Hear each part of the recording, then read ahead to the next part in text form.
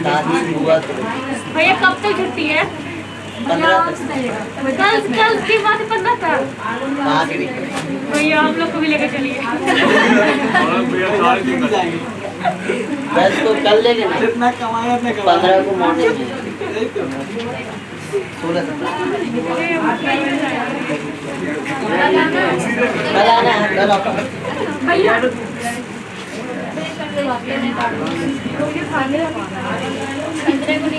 पहले भी है, ऐसा नहीं कल हो जाइएगा, कल क्लास खुला है।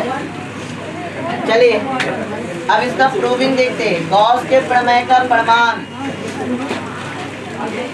प्रूफ।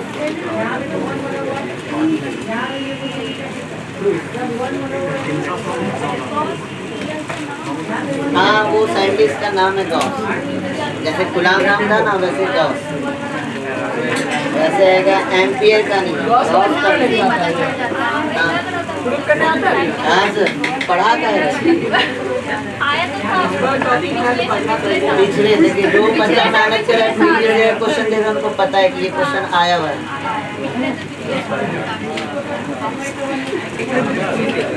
ये फैक्ट है। देखिए आप जो कुछ भी पढ़ रहे हैं ना वो घर जाके उलटिए, क्वेश्चन बैंक देखिए, लास्ट ईयर का क्वेश्चन पढ़िए कि किस चैप्टर से जो हम पढ़े वो मेरे से बन रहा है कि नहीं बन रहा है। जब तक आप प्रीवियस ईयर लगाइएगा तो आपका आत्मविश्वास बढ़ेगा कि हमने जो पढ़ा है वो एग्जाम में आया है, और एग्जाम में आया तो उस चीज को हम खुद से कर पा रहे कि नहीं कर पा रहे। मेरे पास 3 साल का क्वेश्चन है, क्वेश्चन बैंक ले लीजिए, उससे मिलाइए, लिखिए। हाँ उसका भी पसंद करते हैं ना सही। मेरे पास किताब का भी इतना है, हम पढ़ते वही कुछ बोल रहे भैया, हम कुछ बोल रहे। मेरे पास देखिएगा, मेरा नीचे रेक में पूरा एक रेक में किताब का भरा हुआ है, मेरा पलंग का आधा पलंग मेरा किताब का भरा है। यहाँ पढ़ते बस टॉपिक पढ़ाते, प्रमाण गलत है। हाँ मॉल करो। चलिए माना कि, चलिए अब टॉपिक पे आ रहे हैं, तो आधा घंटा बर्बाद हो गया। माना कि एक बिंदु आवेश, प्रूविंग में लिखा रहे हैं, माना कि एक बिंदु आवेश प्लस क्यू एक बंद पृष्ठ के अंदर, माना एक बिंदु आवेश प्लस क्यू एक बंद पृष्ठ के अंदर ओ बिंदु पर स्थित है, ओ बिंदु पर स्थित है। इससे आर दूरी पर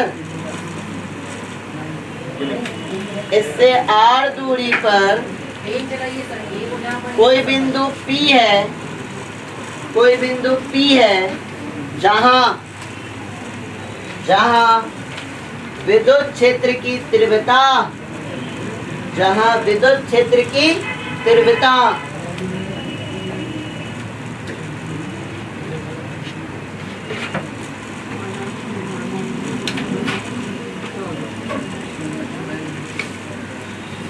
अब यहाँ पे ध्यान दीजिएगा। मान लिया जाए हमारे पास एक बिंदु आवेश क्या प्लस, तो हमें गॉस के नियम को प्रूव करना है। तो गॉस के नियम को प्रूव करने के लिए हमें क्या चाहिए, एक बंद पृष्ठ जो उस आवेश को फुल्ली क्या कर दे, बंद कर दे। उस बंद पृष्ठ को हम लोग क्या कहते हैं, गॉसियन पृष्ठ। अब यहाँ पे मान लिया जाए कि हमारे पास क्या है, एक आवेश क्या है, क्यू। तो इस क्यू को हमें क्या डालना होगा, एक बंद पृष्ठ में। यहाँ बंद पृष्ठ में हम लोग क्या ले रहे हैं, एक गोला। क्योंकि मान लिया जाए कि ये एक गोला है, तो इसके बीच में हमने क्या रखा है, एक आवेश क्यू रखा है, और ये मेरा क्या हो जाएगा, बंद पृष्ठ। ये मेरा क्या है, बंद पृष्ठ। तभी तो आपका आवेश बीच में ही होगा, और उसे चारों तरफ से क्या करके रखा है, ये पृष्ठ इसे बंद करके रखा है। तो ये किस आकृति का है, गोला, वृत्ताकार गोला है ना। गोला और वृत्त में अंतर समझ रहे हैं। वृत्त क्या हो गया, वो चूड़ी, वो क्या है, वृत्त है, और ये आपका क्या है, गोला है। हमें बंद पृष्ठ लेना है। अगर वृत्त रहेगी तो बंद पृष्ठ होगा क्या, हमें ऐसा पृष्ठ लेना है जो उस आवेश को बंद कर दे। तो बंद पृष्ठ में हम क्या लेंगे, गोला लेंगे। इसके अंदर हमने इसके सेंटर में क्या रखा है, एक आवेश क्या रखा है, क्यू रखा है। बट 2D जब फिगर बनाते हैं, 2D डायग्राम बनाते हैं, तो यहाँ पे गोला बनाना मुश्किल है, तो हम यहाँ क्या बनाएंगे, वृत्ति बनाएंगे। लेकिन समझ रहे हैं ना क्या हो रहा है, आवेश कहाँ रखा गया है, एक बंद पृष्ठ, मतलब एक गोलाकार पृष्ठ के अंदर।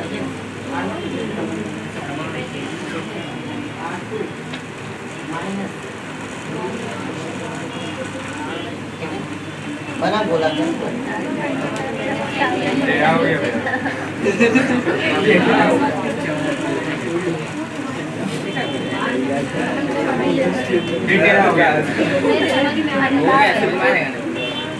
चूड़ी लगी भैया, चूड़ी लगी। चूड़ी उतना बड़ा कहाँ से बनेगी? कौन बोल रहा है? रोशन का आवाज था, रोशन का आवाज था ये। उसका आवाज हम जानते हैं, रोशन का भी जानते हैं, इसलिए रोशन का आवाज क्या है, रिकॉर्ड हो रहा है, ये भी जानना। चलिए ये हो गया हमारा क्या, एक गोला। इसके केंद्र पर हमने एक क्या रखा है, क्यू आवेश रखा है, ठीक है। अब क्यू आवेश के कारण प्लस क्यू आवेश के कारण विद्युत क्षेत्र क्या होता है, बाहर की ओर या अंदर की ओर, याद कीजिए, प्लस क्यू आवेश के कारण विद्युत क्षेत्र की दिशा क्या होती है, बाहर की ओर या अंदर की ओर, बाहर की ओर। तो इस क्यू आवेश से आपका विद्युत क्षेत्र सभी दिशा में कहाँ निकलेगा, बाहर की ओर।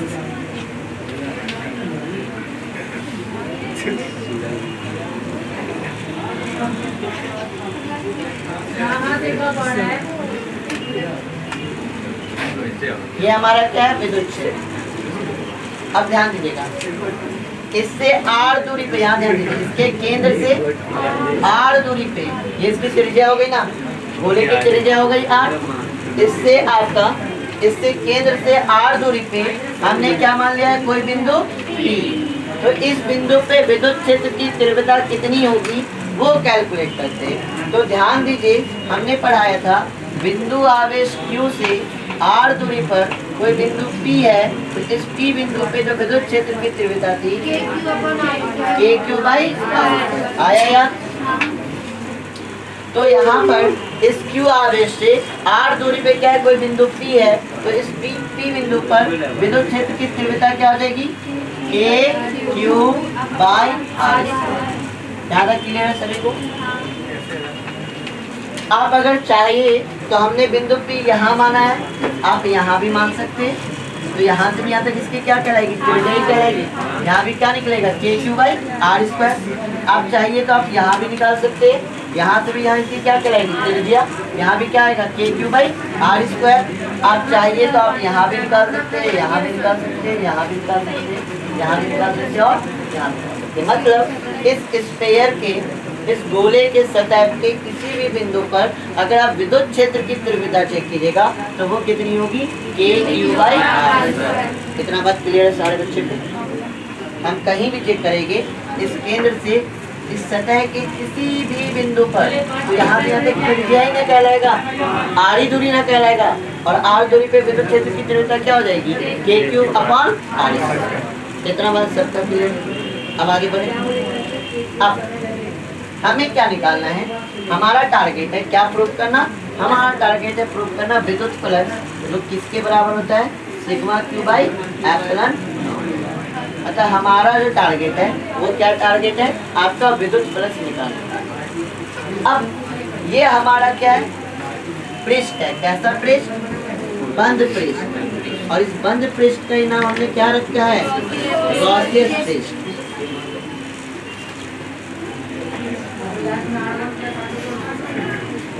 इतना नॉलेज में सबको।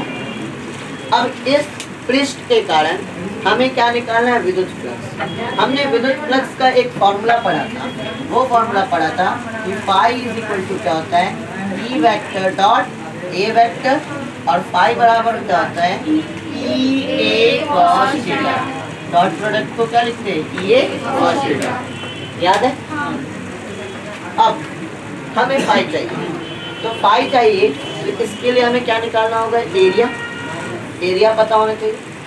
अब मान लिया जाए कि ये आपका गोला है, इसका एरिया क्या है हमें नहीं पता। हम क्या करते हैं, इस P बिंदु पर एक छोटा सा एक छोटा सा एरिया को एरिया लेते हैं, एक छोटा सा एरिया लेते हैं और इसका क्या नाम देते हैं, DA। इस पूरे का एरिया क्या है हमें नहीं पता, हमने छोटा सा एरिया लिया DA। क्लास 11 पता है, अगर L लंबाई का कोई रॉड है तो उसके छोटा सा लंबाई क्या होता था, DA। इसका एरिया कुछ भी होगा पता नहीं, इसका छोटा सा एरिया क्या होगा, DA। क्लियर है? अब DA एरिया है तो इस सतह का एरिया वेक्टर क्या होगा, ये सतह का, ये हाथ मान लिया जाए मेरा DA है, तो इस सतह का एरिया वेक्टर क्या होगा, सतह के लंबवत, मतलब DA वेक्टर की अगर बात कर रहे हैं तो DA वेक्टर क्या होगा, इसी के लंब हो जाएगा, ये क्या हो जाएगा, DA वेक्टर। अब अगर चेक किया जाए विद्युत क्षेत्र और एरिया वेक्टर को, तो ये विद्युत क्षेत्र और एरिया वेक्टर दोनों एक ही दिशा में, तो थीटा की वैल्यू क्या हो जाएगी, 0। अब जरूरी नहीं कि आप यहाँ ही चेक कर सकते हैं, आपका मन है कि भैया हम यहाँ पे चेक करेंगे, तो यहाँ पे क्या ड्रॉ कर सकते हैं, यहाँ पे ड्रॉ करेंगे हम लोग एक आपका छोटा सा एरिया क्या लेंगे, ये क्या हमारा विद्युत क्षेत्र, ये ब्लैक मार्कर क्या है, विद्युत क्षेत्र की दिशा, और ये एरिया वेक्टर का अगर हम लोग एरिया वेक्टर ड्रॉ करेंगे तो ये कहाँ जाएगा, इस सतह के लंबवत। तो यहाँ भी चेक कीजिए तो इन दोनों के बीच एंगल क्या होगा, 0। अच्छा, हम अंदर की ओर क्यों नहीं ले रहे, लंबवत लेना है तो अंदर की ओर भी तो ले सकते हैं। तो ये कैसा गोला क्या होता है, सॉलिड ऑब्जेक्ट होता है, गोला क्या होता है, सॉलिड ऑब्जेक्ट। और कल की क्लास में बताए थे कि सॉलिड ऑब्जेक्ट के अंदर की तरफ नहीं लेते, बाहर की तरफ। कल का क्लास पता है ना सबको, अब कल का क्लास पता होने के लिए कल आना होता है, आज भी थक के घर पे रेस्ट कर लेते हैं, कैसे यहाँ तक क्लियर है, आगे बढ़े। यहाँ पे इनके बीच का एंगल कितना आ रहा है, थीटा इज इक्वल टू क्या हो रहा है, 0। इस छोटे से एरिया के कारण आपका जो फ्लक्स निकलेगा, विद्युत फ्लक्स निकलेगा, ये भी क्या होगा, छोटा सा एरिया के कारण, एकदम छोटा सा एरिया, हम तो बहुत बड़ा बनाती है लेकिन एकदम छोटा सा है, तो इस छोटे से एरिया के कारण जो फ्लक्स भी निकलेगा ये क्या निकलेगा, छोटा सा, और फ्लक्स बराबर क्या हो जाएगा, E vector dot DA vector. होगा कि नहीं होगा, इसमें किसी को डाउट है तो बोलिए, सारे बच्चे का क्लियर हो रहा है। चलिए E vector dot DA vector को क्या लिख सकते हैं, E into DA into cos theta लिख सकते हैं। यहाँ तक किसी बच्चे को दिक्कत है तो बताइए, E into DA into cos theta, theta की जगह क्या देंगे, 0, कॉस 0 की वैल्यू 1, तो D फाई क्या आ जाएगा, E इंटू DA।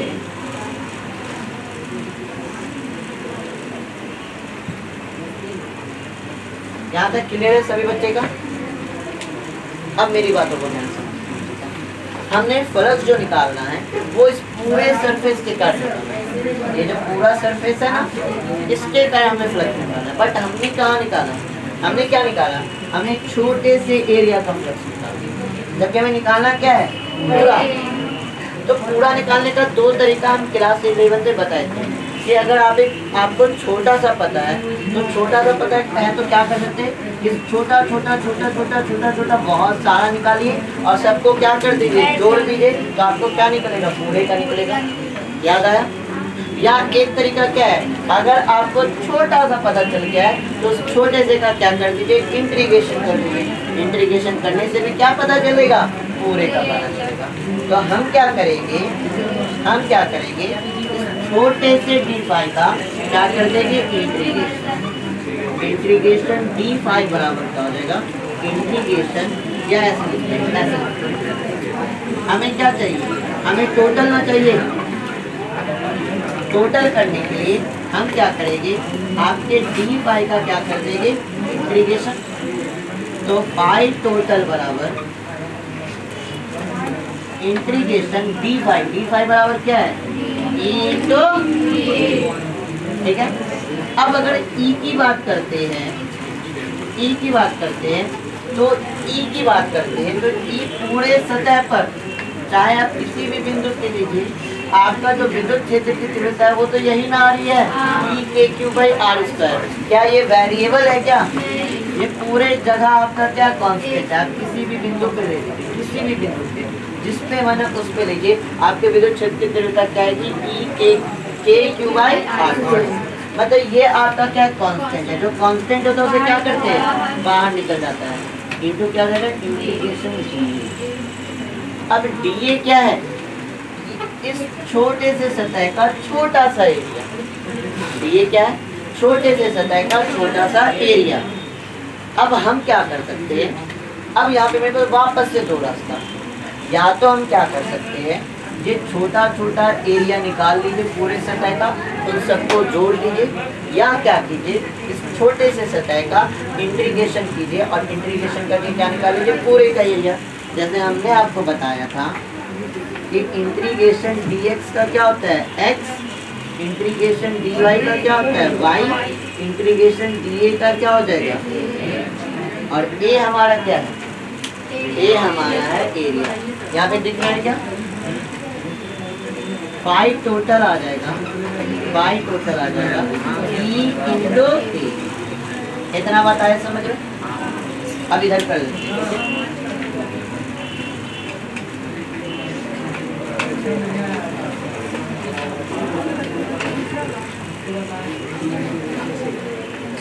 चलिए यहाँ ध्यान दीजिएगा, सारे बच्चे अच्छे से फोकस कीजिएगा।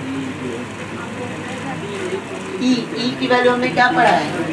K/r² इंटू ए क्या है? क्षेत्रफल। और यहाँ पे क्षेत्रफल हम लोग किसका लेंगे? ये क्या मान के रखे थे? गोला। आवेश Q को कहाँ रखे थे? गोले के बीच में, अंदर। बंद पृष्ठ क्या है? गोला। तो हमें किसका एरिया चाहिए? हमें एरिया चाहिए गोला का। तो कौन ऐसे बच्चे जिन्हें पता है कि गोला का क्षेत्रफल क्या होता है?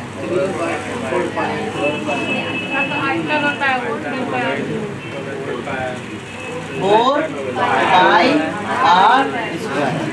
तो इस एरिया की जगह हम किसका एरिया लेंगे? गोले का एरिया लेंगे। और गोले का क्षेत्रफल कितना होता है? 4πr²। यहाँ तक सारे बच्चे कर ले। हमने इसे कहाँ रखा है? निर्वात में। और निर्वात में अगर हम बात करते तो निर्वात में k की वैल्यू क्या होती है? 1/4πε0 होता है कि नहीं? तो यहाँ पे हो जाएगा k की value 1/4πε0 into Q/r² into 4πr²। होगा कि नहीं होगा? इसमें किसी को कोई डाउट है तो बताइए। अब यहाँ देखिए, ये 4π से 4π किया, r² से r² किया, तो पाई बराबर आ जाएगा Q/ε0। और यही हमें क्या करना था? अब बहुत के मन में प्रूव ये हो रहा था कि सर जी आपने दिखाया था कि पाई इक्वल टू क्या होता है? Sigma Q/ε0। तो हमने सिग्मा Q के बारे में क्या बताया था? सिग्मा Q क्या था? कुल आवेश था जो बंद पृष्ठ के अंदर था। तो यहाँ बंद पृष्ठ के अंदर कुल आवेश कितना है? Q है। तो Q/ε0 हो गया। तो आया समझ में? आया समझ में? क्या भी दिक्कत है? चलिए उतारिए।